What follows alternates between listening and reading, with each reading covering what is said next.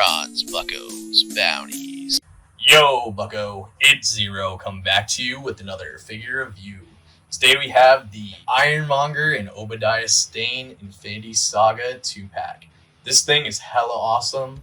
I've been excited to get this all week. I've been holding on this for a few days, and I'm gonna head over to Nurk IRL's place because my setup is not big enough for this bad boy. Like, he dwarfs Iron Man, and he dwarfs even Thanos.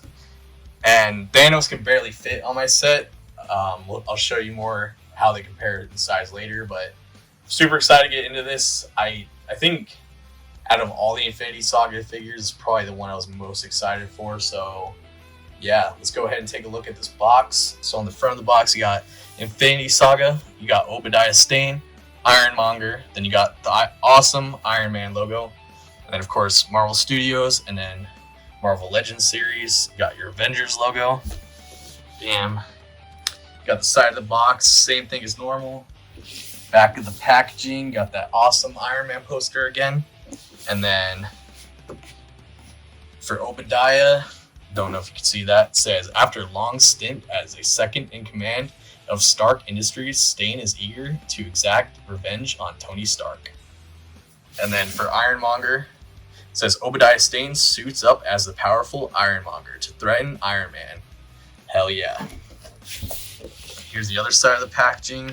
Same thing we normally be getting with the Infinity Saga stuff. Top of the packaging, same thing. Again, Iron Man. Bottom of the packaging, got unreadables. The sacred texts. We're going to go ahead and get these bad boys out of the packaging. Here they are out of the packaging. Looking freaking awesome. I cannot get this camera to focus. There we go. Finally. But yeah, looking freaking amazing.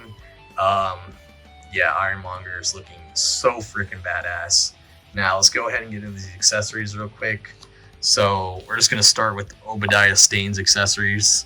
I mean, technically they're all freaking Obadiah Stane's accessories, but yeah. First off, he comes with the arc reactor. Yeah, he comes with the little arc reactor that he rips out of Tony's chest. That looks so nicely detailed.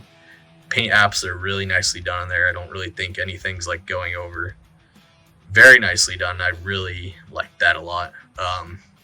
That's going to be a really cool piece. Now we just got a little box that says, proof Tony Stark has a heart. That would be pretty cool. Then he has a briefcase that he comes with. You know, pretty typical briefcase we get with a few Marvel Legends. Go ahead and close that up. I don't think that you can fit. I don't think you could fit anything in here. Let's see. Can you fit this in here? No, you cannot fit the arc reactor in there, unfortunately. Kind of figured, so it's really just going to be him holding it in his hand. That's all you're going to be able to do with it. He doesn't come with any like money or anything inside of there like normal, but yeah. Then he has the gripping hand to hold the arc reactor, which is really freaking awesome that he comes with that. I hate when figures like have objects they can't hold, so that looks really freaking good in his hand. Stark built this in a cave with a box of scraps. Freaking awesome.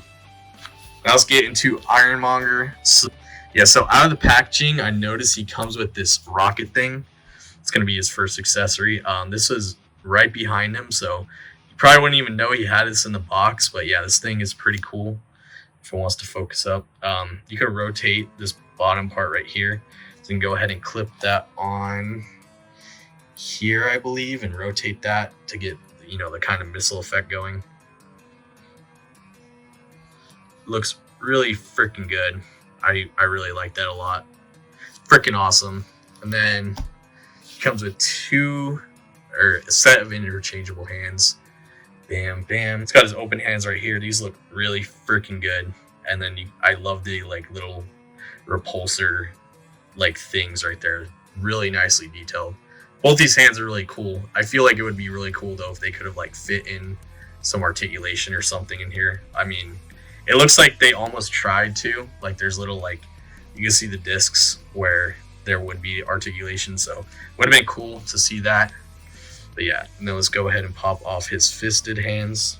There he is with the claw hands, looking pretty nice. Let's go ahead and show off the other set of hands he comes with. So these are the fists he comes with out of the packaging. These look, again, super nicely detailed. Yeah, they didn't really, like, the mold on this is really freaking good. Yeah, they put a lot of effort into this mold. They skimped out on a paint job, but I don't really think it needs a paint job. It gets that kind of like raw iron look going, so that's not too bad at all. How there's even like, it's kind of like, it's a really nice metallic mold.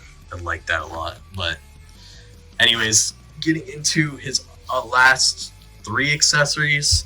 So we're gonna go ahead and show off this minigun he comes with, because that's kind of where these accessories take place. So comes with the typical repulsor effect that we've been getting with pretty much every Iron Man. It's in the nice orange, looks very good. This actually looked like a kind of like yellowish color, I think, in the preview, but yeah, it's orange. And then you get a smoke effect, and that smoke effect has plugs for both sides, so you can plug this into here. So yeah, you can plug that, either one of these that you'd want, into either here by itself, or you can plug the smoke effect in when he's just freaking unloading into Tony. If I can get this to peg in. Yeah, so looks freaking sick. Pop that in, bam. That looks freaking dope. Look how cool that freaking looks. And then he comes with these freaking bullet trails that looks like, you know, the bullets are being shot down. This is in a really nice golden color. I think it's just molded in this gold. It almost feels like it's painted gold, but yeah, it's a really nice like golden bronze color or brass color, looking really freaking nice. That goes ahead and plugs right into the side here. Yeah, so you get the full effect of him just freaking unloading. Yeah, that thing looks really freaking dope. Yeah, hell yeah. Yeah, that's freaking awesome. I think that's it in terms of accessories. So let's go ahead and get into the actual figure itself. So yeah, in terms of the figure, he looks freaking awesome. Yeah, his helmet is really nice. God, he looks just super nice details throughout. He's a really nice mold. Yeah, he kind of like lacks paint throughout, but it's a really nice between this like metallic kind of steel color and then this like silver-ish color he has going throughout. Very freaking nice. I think my favorite part of this though is the centerpiece. It's that clear transparent plastic. It looks super good. You see that arc reactor, like it's super detailed in there. Paint is very nice. Yeah, I dig that a lot. Just holy crap. Yeah, that looks super good. God, he has so many pieces too, and then he just has like all these like articulate parts just to make him look more robotic. So yeah, they did a really good job on this everything. I love the silvers throughout. The freaking missiles on the side here are sick. Very nice paint too. It's like, yeah, none of these have like a bad like paint color. The only real problem with this figure is kind of like the mold got defective right here. I don't know if that's the mold or if that's like some glue from the factory or something. I don't know what that is, but it's pretty much the only problem I have with this figure. But yeah, you're not even gonna notice it once the arm covers up. Going to the back of the figure, you can see all his gadgets and gizmos and stuff. So he has these two, I want to say they're like tubes or something, and they kind of like articulate when you move the arm. Again, these will pop out if you go too far. It's an easy fix, just pop it right back in here. I'm glad they do that so you can still articulate him without completely destroying the figure, because like, you know, there are some figures in like the Black series where they'll have like tubes and stuff and they'll just break, snap off. So that's freaking nice that it does that. Yeah, but besides that, I think that's the only part or this right here is the only part that kind of articulates with the thing. Everything else, like this part, is a separate thing. So yeah, these arm pieces are separate. But yeah, none of the other tubes are connected to anything, so it's freaking sick. God, he's so much details. Every time I look somewhere else, he has this like super, just holy crap. The mold has so many details. Yeah, he's super nice. But I think in terms of Ironmonger, that's about it. Let's talk about Obadiah real quick. So yeah, Obadiah, he's, you know, your normal kind of suited figure. Let's get a close look on his face mold. I think that looks pretty accurate to him. It's a really good, yeah, it's a really nice face. All right, there. Looks pretty accurate to him in the movie. Besides that, I don't know what else he's supposed to look like. But yeah, the suit is your typical kind of like bodysuit, but he has this really nice like undershirt texture, so he isn't just plain black jacket. And then the tie is really nice too. The tie does not have tie printing underneath, so that sucks. But yeah, it's just, besides that, it's just the normal suited body. You see this a lot, but he does have this ring right here on his hand, which is super freaking cool that they did that. It looks super nice. Yeah, you don't see rings and stuff too often on, you know, any figures, and the arc reactor just rolled off into the distance.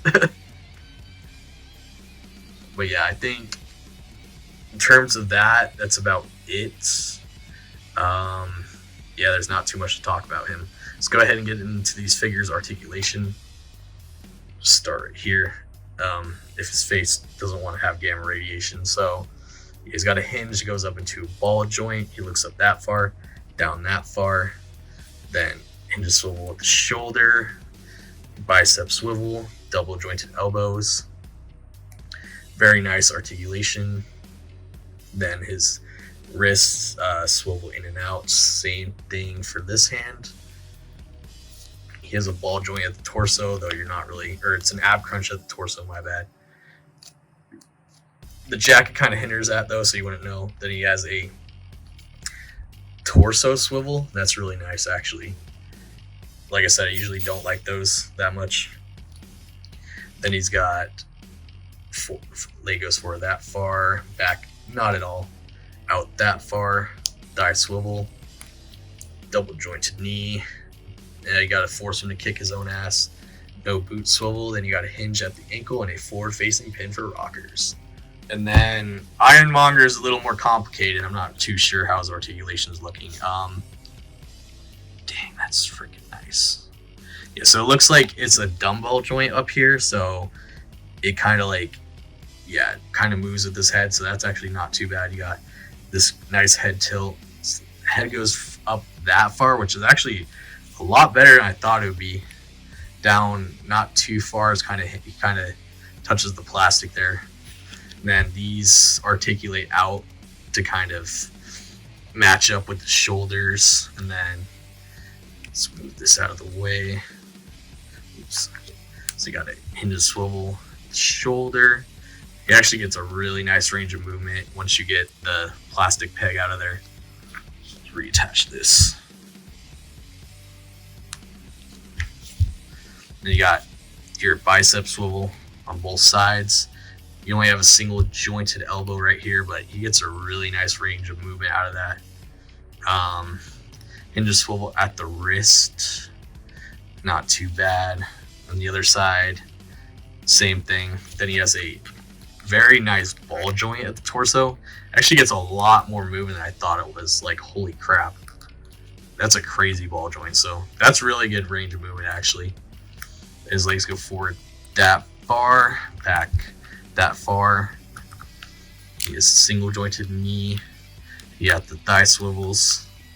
And then he has the, I'm not really sure. It's just a hinge. Just really can't do too much with it. Yeah, it's a hinge and swivel at the foot. That's about all you're going to be able to do with that. But pretty freaking sick. Let's go ahead and get to the 360 view of these guys.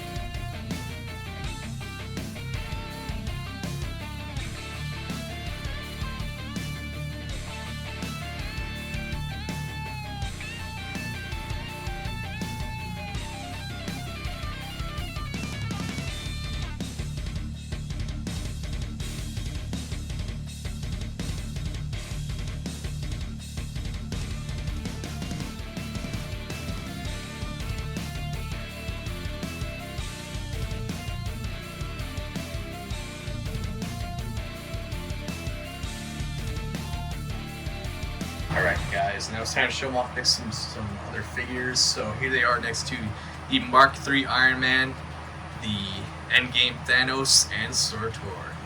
Hell yeah, these freaking, you got 3 big ass figures in this assortment of figures, and yeah, these are going to be the biggest figures on your shelf. These guys are freaking tight. Yeah, oh my gosh, I can't get over how good that this Iron Man and this Iron Monger look next to each other. And then Obadiah and Stane is just an added bonus on top of that.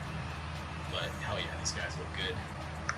And then as always, here they are next to Luke Skywalker, Squawker, and Old Leftlings. Alright guys, and overall I think this set is a freaking awesome pickup. Don't skip out on this. Yeah, he just looks super badass. I just want to keep playing with him. Freaking go beat up your Tony Starks, go do whatever. Obadiah built this in a factory. You know, freaking Ironmonger looks sick as hell. I can't get over this enough. Yeah, I thought Thanos was gonna be like my favorite figure. I've been playing with Thanos all week, but I think I'm gonna be playing with Ironmonger all week now. He's freaking sick, and I don't know what else to say with him. He looks good, guys, but don't skip out on him, and as always, you can bring him in warm, or you can bring him in cold. Thanks for watching, and good hunting.